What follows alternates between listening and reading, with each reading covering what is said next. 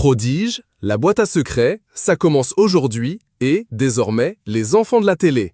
Mais aussi RTL et Safe Zone sur YouTube.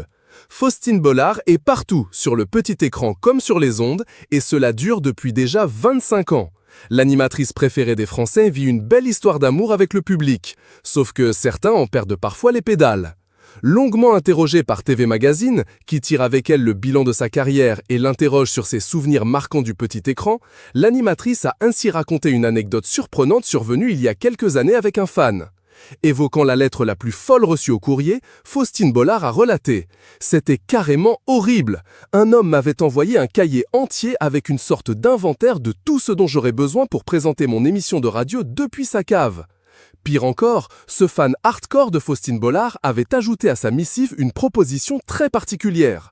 À la dernière page, il nous avait même choisi un cercueil biplace, a ajouté la femme de l'écrivain Maxime Chatham. Le couple n'a toujours pas officiellement commenté leur supposée séparation annoncée par le magazine Voici.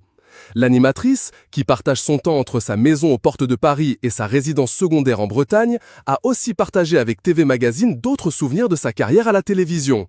Faustine Bollard a ainsi raconté avoir été prise d'un fou rire lorsqu'elle présentait une émission de jeu en direct le matin, car ses cheveux étaient en train de prendre feu à cause d'une bougie sur le plateau. Je me dis aujourd'hui que j'ai été inconsciente. À l'inverse, la présentatrice a aussi été traversée par une grosse colère lors d'un numéro de Ça commence aujourd'hui. En cause, le récit de son invité venu lui parler d'une pseudo-histoire d'amour avec Claude Français quand elle était mineure. Très vite, Faustine Bollard a compris ce qui clochait. Au fil de son récit, je comprends qu'il s'agit d'un viol et d'une histoire sordide. Je n'ai pas pu contenir ma colère.